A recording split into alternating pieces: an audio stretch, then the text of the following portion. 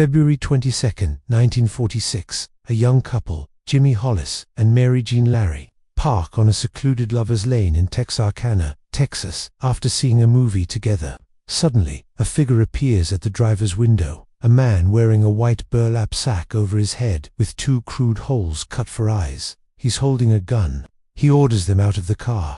He pistol whips Jimmy unconscious, then sexually assaults Mary with the barrel of his gun before fleeing. Both survive, but they can't identify him beyond that terrifying white mask. This is just the beginning. Over the next 10 weeks, a masked killer will strike 4 more times in and around Texarkana, murdering 5 people and wounding 3 others. He attacks at night. He targets couples. He wears that white mask. The media dubs him the Phantom Killer, and the crimes become known as the Texarkana Moonlight Murders. Hey everyone, welcome back to the channel.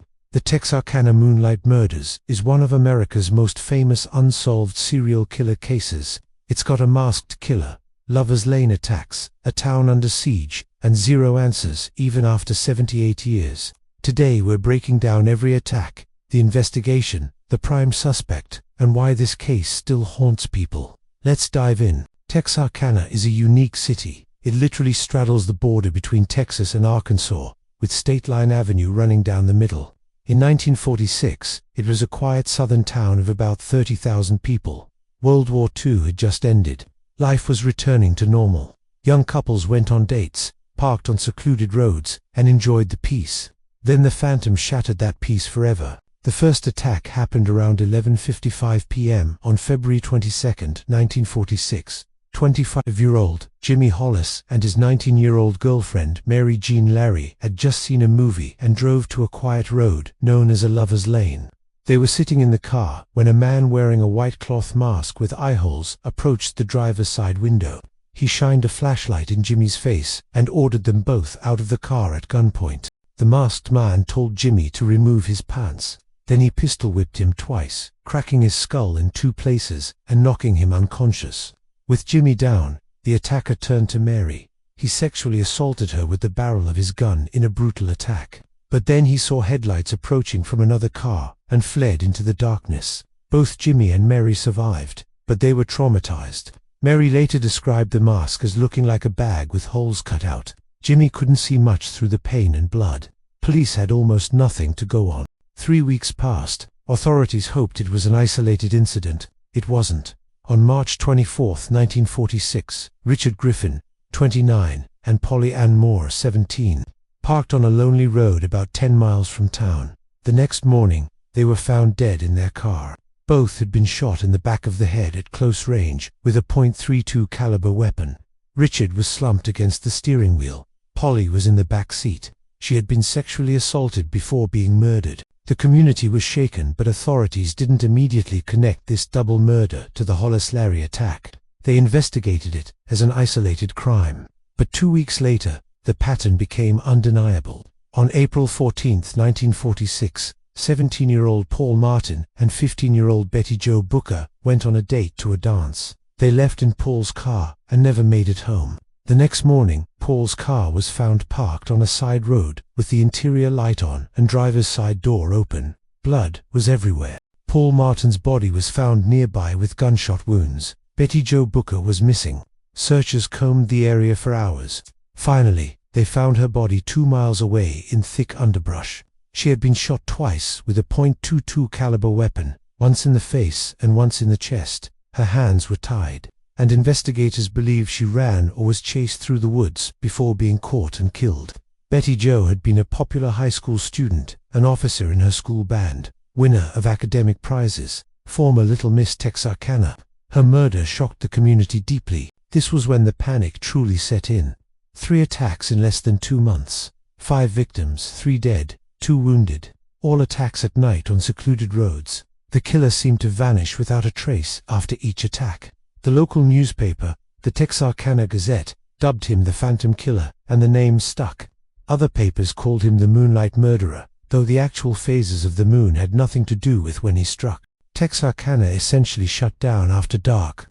Hardware stores sold out of guns, locks, and window shades. Businesses set curfews to keep people off the streets at night. Couples stopped parking on lovers' lanes. Police patrolled constantly.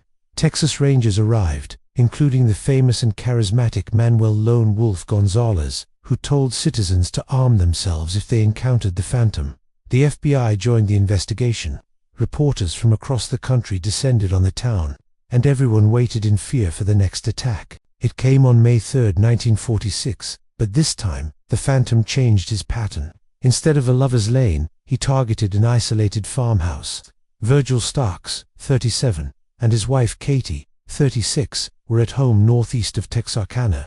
Around 10:30 p.m., someone fired shots through their window.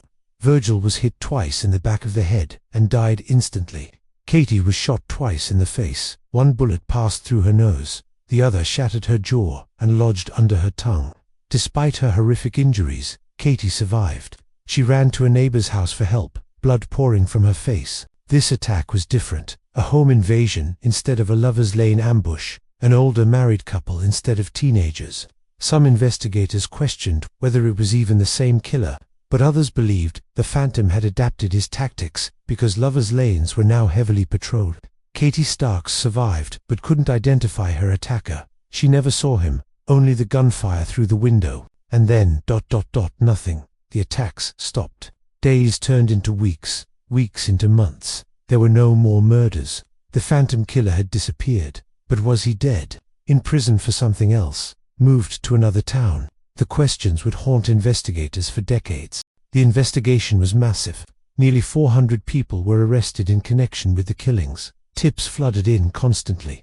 A University of Arkansas student from a prominent Texarkana family killed himself and left a confession poem. Investigators determined it was false. An escaped German POW was investigated. A man in Los Angeles who believed he might have committed the crimes while in a coma contacted police. None of them panned out. The prime suspect emerged months later. In July 1946, police staked out a stolen car and arrested a woman who turned out to be connected to Yowell Swinney, a career criminal with a record of car theft, counterfeiting, burglary, and assault. When investigators looked at the pattern, they noticed something interesting before each murder. A car had been reported stolen and then abandoned, and Yowell Swinney was a car thief. Swinney's wife, Peggy, was questioned extensively. She eventually told police that Swinney was the Phantom killer. She provided details about the murders, where they occurred, how they happened, but there were problems with her testimony. She couldn't provide exact locations or correct time frames. Investigators suspected she got her information from newspapers and public reports rather than from witnessing the crimes. And crucially, under Arkansas law at the time, a wife couldn't be forced to testify against her husband. Without Peggy's testimony being admissible in court, prosecutors had only circumstantial evidence. Peggy had possession of a car stolen the night of the Griffinmore murders. Swinney repeatedly said things like, "You want me for more than stealing cars," when arrested. He showed fear of being shot by police or sentenced to the electric chair. But none of this was enough for a murder conviction. Prosecutors decided not to charge him with the Phantom murders. Instead, Swinney was convicted on car theft and other charges and sentenced to life in prison as a habitual offender. He died in prison in 1994 without ever confessing or being convicted of the murders. So was Yowell Swinney, the Phantom killer. Two of the lead investigators believed he was. James Presley's book, The Phantom Killer, Unlocking the Mystery of the Texarkana Serial Murders, presents evidence concluding Swinney was guilty. But not everyone is convinced. A woman went missing from Texarkana in 1948, under circumstances some thought matched the Phantom, but Swinney was already in prison by then. And in 1999 and 2000, an anonymous woman contacted surviving family members of victims to apologize for what her father had done, but Swinney never had a daughter. The truth is, we'll probably never know for certain. If Swinney was the Phantom, he took that secret to his grave. If he wasn't, the real killer either died, was imprisoned for other crimes, or moved away and possibly killed elsewhere. The Texarkana Moonlight murders had a massive cultural impact. In 1976, a film called The Town That Dreaded Sundown was based on the case.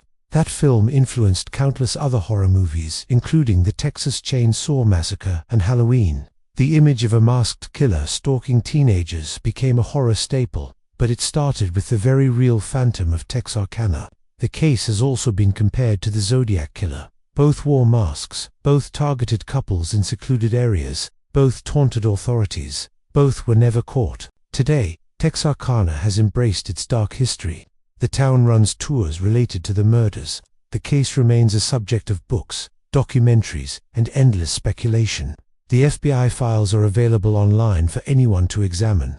But 78 years later, the Phantom Killer's identity remains a mystery. 5 people died in those 10 weeks in 1946. Richard Griffin, Polly Ann Moore, Paul Martin, Betty Jo Booker, and Virgil Starks. 3 others, Jimmy Hollis, Mary Jean Larry, and Katie Starks, survived but carried physical and psychological scars for the rest of their lives. They all deserved justice.